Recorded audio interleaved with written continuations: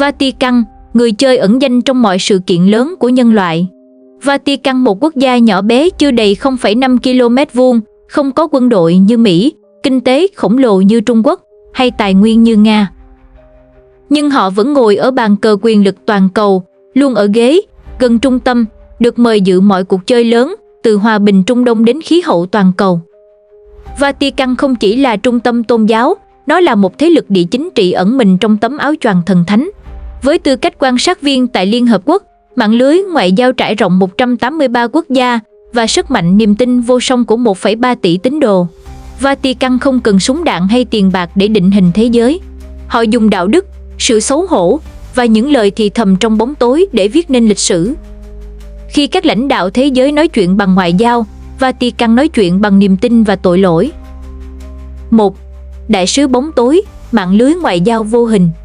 Vatican không có đại sứ quán nhưng họ có nunti, những sứ thần đặc biệt, thường là hồng y, hoạt động như những nhà ngoại giao bậc thầy, lặng lẽ thao túng các phòng họp quyền lực. Mạng lưới toàn cầu, Vatican duy trì quan hệ ngoại giao chính thức với 183 quốc gia từ siêu cường như Mỹ, Trung Quốc, Nga đến các quốc gia nhỏ bé như Vanuatu. Họ có đại diện, nuncio tại hầu hết thủ đô lớn trên thế giới và hiện diện ở Liên Hợp Quốc, Liên minh châu Âu, EU, Liên minh châu Phi, Âu và hàng trăm hội nghị quốc tế khác với tư cách quan sát viên đặc biệt. Vatican là quan sát viên thường trực tại Liên Hợp Quốc, có thể không bỏ phiếu cho các nghị quyết của Hội đồng Bảo an, nhưng tiếng nói đôi khi còn nặng ký hơn cả các cường quốc có quyền phủ quyết.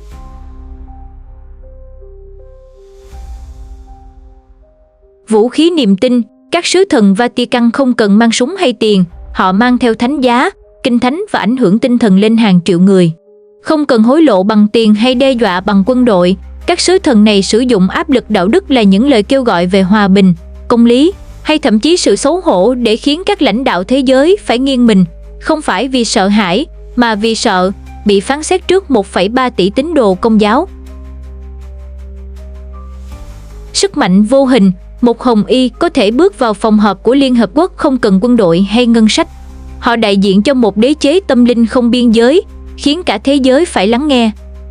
Họ không đến để ép buộc, họ đến để khiến bạn cảm thấy tội lỗi nếu không nghe.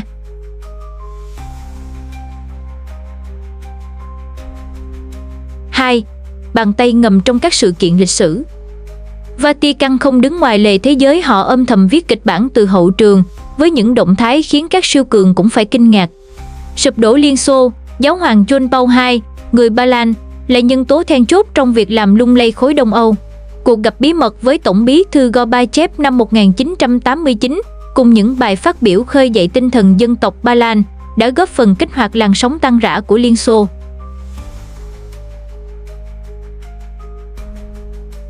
Kênh liên lạc bí mật, Vatican từng là cầu nối ngầm giữa Mỹ và Cuba trong cuộc đàm phán lịch sử năm 2014, giúp bình thường hóa quan hệ sau nửa thế kỷ thù địch căng thẳng. Họ cũng đóng vai trò trung gian giữa Mỹ và Trung Quốc trong các thời điểm đối đầu gay gắt, như khủng hoảng Đài Loan năm 2022. Hòa giải hay tình báo, dưới danh nghĩa giữ hòa bình, Vatican có mặt ở các điểm nóng xung đột như Trung Đông, Colombia hay Nam Sudan. Một tài liệu rò rỉ năm 2010 từ Wikileaks cho thấy Vatican đã chia sẻ thông tin tình báo với Mỹ về các vấn đề ở Trung Đông, làm dấy lên câu hỏi liệu họ chỉ cầu nguyện hay chơi ván cờ gián điệp. Vatican không gửi quân nhưng họ gửi lời chúc lành đến đúng người, đúng lúc và mọi thứ đổi chiều.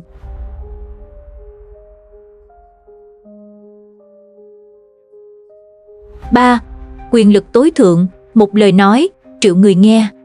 Trong khi NATO cần ngân sách hàng tỷ USD, vũ khí tối tân và liên minh phức tạp, Vatican chỉ cần một bài phát biểu của giáo hoàng để khiến cả thế giới đứng yên. Sức mạnh truyền thông, khi giáo hoàng lên tiếng về biến đổi khí hậu, hòa bình hay bất bình đẳng, các tỷ phú như Elon Musk, các tổng thống như Joe Biden, Donald Trump và cả các nhà hoạt động như Greta Thunberg đều phải lắng nghe, dù họ có tin vào Chúa hay không. Ví dụ, bài phát biểu của giáo hoàng Francis về môi trường năm 2015 đã trực tiếp thúc đẩy Hiệp định Paris về biến đổi khí hậu, thay đổi chính sách môi trường toàn cầu. Ảnh hưởng vô song, một lời kêu gọi từ Vatican có thể huy động hàng triệu người trên toàn cầu, từ các cuộc biểu tình hòa bình đến các chiến dịch quyên góp. Trong năm 2023, quỹ Peter Spence của Vatican đã thu về hơn 100 triệu USD từ các tín đồ, phần lớn nhờ các chiến dịch do giáo hoàng phát động. Chiến lược đạo đức, Vatican biết cách biến niềm tin thành vũ khí sắc bén. Một lời chỉ trích nhẹ nhàng từ giáo hoàng có thể khiến các chính phủ thay đổi chính sách, các tập đoàn điều chỉnh chiến lược và các nhà lãnh đạo phải công khai xin lỗi. Chẳng hạn, khi giáo hoàng nói thế giới đang đánh mất lương tâm, hàng loạt chính trị gia, CEO và nhà hoạt động môi trường bỗng im lặng nhìn nhau, tự hỏi mình có sai về đạo đức hay không. Họ không buộc bạn phải tin, nhưng họ đặt vào đầu bạn một cảm giác rằng nếu bạn không nghe, có thể bạn đang sai về đạo đức. Đó là vũ khí không nhìn thấy, nhưng khiến cả thế giới phải điều chỉnh hành vi. 4. Đế chế tâm linh hay thế lực địa chính trị. Vatican là một nghịch lý, một nhà nước nhỏ bé với diện tích 44 hecta, nhưng lại có sức mạnh khiến các siêu cường phải dè chừng. Họ không chiếm đất, mà chiếm tâm trí.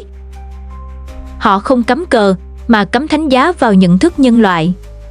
Cơ hội đổi mới, với mạng lưới ngoại giao khổng lồ và khả năng ảnh hưởng đến 1,3 tỷ tín đồ, Vatican có thể định hình các chính sách toàn cầu, từ hòa bình ở Trung Đông đến khí hậu thế giới. Mối nguy tiềm tàng, những động thái ngầm của Vatican, từ che giấu bê bối lạm dụng tình dục đến các giao dịch tài chính mờ ám qua ngân hàng Vatican, IOR, khiến nhiều người nghi ngờ về động cơ thực sự của họ. Liệu họ đang bảo vệ đức tin hay bảo vệ quyền lực? Vai trò kép, Vatican vừa là bác sĩ chữa lành làm trung gian hòa giải trong xung đột, vừa là người bán thuốc an thần, tổ chức họp báo sám hối để xoa dịu bê bối, nhưng họ cũng là người giữ đơn thuốc, khóa chặt văn khố cơ mật với hơn 85 km tài liệu, kiểm soát lịch sử nhân loại. Câu hỏi chưa lời đáp, khi giáo hoàng Leo 14, vị giáo hoàng Mỹ đầu tiên, lên nắm quyền vào năm 2025, liệu ông sẽ đưa Vatican tiến gần hơn đến vai trò ngọn đèn soi sáng nhân loại, hay chỉ củng cố vị thế của một đế chế địa chính trị đội lốt tâm linh? Khi chiến tranh nổ ra, người ta gọi Vatican. Khi xung đột bùng phát, họ được mời cầu nguyện. Khi bê bối lan rộng, họ thành tâm sám hối, nhưng sự im lặng của Vatican chính là cách họ cho phép mọi thứ tiếp diễn. Vatican không cần bom hạt nhân hay hạm đội tàu sân bay. Giáo hoàng cũng không cần quyền lực như một tổng thống. Thứ vũ khí họ có mà tổng thống nào cũng thèm khát là niềm tin bền vững từ hàng tỷ người, kéo dài qua nhiều thế kỷ, mạng lưới ngoại giao không ai sánh bằng, và khả năng viết lại lịch sử từ trong bóng tối. Thậm chí, Vatican không viết lịch sử vì họ khóa nó trong những căn phòng đá cẩm thạch. Khi giáo hoàng đứng trên ban công quảng trường Thánh Phêrô, cả thế giới lắng nghe. Nhưng chỉ Vatican biết toàn bộ sự thật, và họ chọn khi nào lên tiếng, khi nào im lặng. Đó là sức mạnh của một siêu cường im lặng, biết điều khiển thế giới bằng thứ vũ khí tối thượng, niềm tin, cảm giác tội lỗi và lời răn từ Chúa. Vatican 4.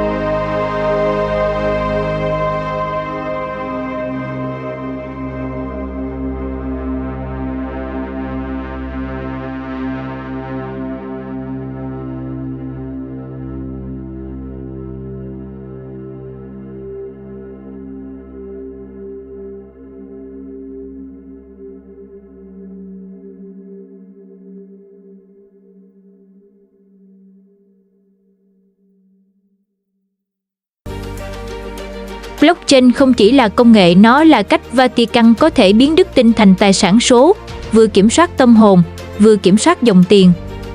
Tưởng tượng ngày xưng tội mà bị lỗi server. Xin lỗi, bạn không thể được tha. Mạng lưới blockchain đang quá tải. 3. Metaverse, nhà thờ số, phép lành ảo, tội lỗi siêu thực. Vatican đã bắt đầu số hóa di sản, từ nhà nguyện Sistine đến văn khố cơ mật. Nhưng tương lai của họ là một Vatican 4.0 trong Metaverse. Dự thánh lễ qua VR, hình dung bạn đeo kính Oculus, mặc bộ haptic siêu, quỳ gối trong một nhà thờ thánh Phêrô ảo và nhận phép lành từ giáo hoàng qua livestream toàn cầu Vatican. Niềm tin trong thời đại Big Data, câu hỏi không còn là bạn có tin, mà là bạn đã đồng ý với chính sách cookie của Vatican chưa, ở cho các hacker muốn thách thức quyền lực thần thánh. 5. Đế chế truyền thông thánh, bậc thầy quản trị khủng hoảng. Vatican vận hành một trong những bộ máy truyền thông lâu đời nhất thế giới, Radio Vatican, từ năm 1931. L'Osservatore Romano và tài khoản X của giáo hoàng với hơn 50 triệu lượt theo dõi. Họ không cần viral như TikTok, họ kiểm soát cách nhân loại nghĩ về thiện, ác, tội và phúc suốt 2.000 năm. Quản trị khủng hoảng, dù dính bê bối lạm dụng tình dục hay rửa tiền qua IOR, Vatican chỉ cần một bài phát biểu từ bi hoặc nụ cười của giáo hoàng để rửa sạch hình ảnh, như nước thánh xóa tan tội lỗi. Thương hiệu trường tồn. Tôn giáo, nếu tước bỏ lớp áo thần thánh, là một startup vĩ đại, sản phẩm là hy vọng, dịch vụ là cứu rỗi, và khách hàng là những tâm hồn lạc lối giữa cõi đời bất an. Vatican không chỉ là bậc thầy truyền thông, họ chính là trùm cuối trong nghệ thuật kiểm soát câu chuyện. 6. Vatican 4.0, siêu ứng dụng tâm linh, hay cú sập FTX của đức tin. Dưới triều đại giáo hoàng Leo 14, Vatican đứng trước ngã rẽ. Siêu ứng dụng tâm linh, một Vatican phi tập trung, nơi AI cá nhân hóa đức tin, blockchain mã hóa ân xá và Metaverse biến thánh lễ thành trải nghiệm toàn cầu. Họ có thể IPO trên Nasdaq, biến niềm tin thành cổ phiếu của nhân loại. Bảo thủ đội lốt công nghệ, nhưng nếu Vatican chỉ dùng công nghệ để che giấu cơ chế kiểm soát 2, Ascendancy, 2.000 năm tuổi. Các bê bối tài chính, lạm dụng và sự suy giảm tín đồ ở châu Âu, giảm 15% từ năm 2000 đến năm 2020, có thể khiến Vatican chọn cách giữ quyền lực thay vì cải tổ thực sự. Vatican 4.0 có thể là cuộc cách mạng tâm linh vĩ đại, hoặc chỉ là một lớp vỏ hy tết để duy trì đế chế quyền lực bất bại. Khi giáo hoàng thuyết từ quảng trường Thánh Phêrô, cả thế giới lắng nghe. Nhưng liệu họ sẽ dẫn dắt nhân loại vào kỷ nguyên số, hay tiếp tục khóa chặt lịch sử trong những căn phòng số hóa? Giữa thời đại mà mọi thứ đều có thể bị deepfake, niềm tin là thứ khó thực nhất, nhưng lại dễ bị điều khiển nhất. Vatican hiểu điều đó, và đó chính là lý do họ không sợ mất quyền lực, chỉ cần không để người ta đặt lại câu hỏi: ai đang viết lại kinh thánh trong thời đại kỹ thuật số? Chúng ta vừa bước qua hành trình khám phá Vatican, không chỉ là trung tâm tôn giáo, mà là một siêu cường im lặng, thao túng lịch sử và tương lai nhân loại. Từ những két vàng thời phát xít đến ngân hàng Vatican mờ ám, từ scandal ấu dâm toàn cầu đến tham vọng chuyển mình 4.0 thần thánh, Vatican không chỉ sống sót, họ tiến hóa. Trong khi các tổ chức thế tục lao đao vì truyền thông, mất kiểm soát narrative, thì Vatican vẫn cầm trịch cuộc chơi. Mặc áo trắng, cười hiền, phát biểu từ bi và đứng giữa trung tâm cơn bão niềm tin, như thể chưa từng dính phốt. Họ không cần chiếm đất, vì họ đã cắm thánh giá trong tâm trí nhân loại. Họ không cần vũ khí, vì niềm tin mới là thứ hạt nhân mạnh nhất. Và giờ đây, khi cả thế giới đang chạy theo AI, blockchain, metaverse, Vatican lại một lần nữa đi trước, không phải bằng đổi mới, mà bằng thần thánh hóa công nghệ. Khi mà Vatican 4.0 đang trỗi dậy, nơi AI phân tích đức tin, blockchain mã hóa ân xá và metaverse biến thánh lễ thành trải nghiệm ảo, Chúa không chỉ hiện diện trong nhà thờ, Ngài đang trực tuyến, livestream và sắp mở bán ân xá dưới dạng NFT chăng? Câu hỏi cuối cùng không còn là Vatican đang làm gì, mà là bạn đang tin vào điều gì?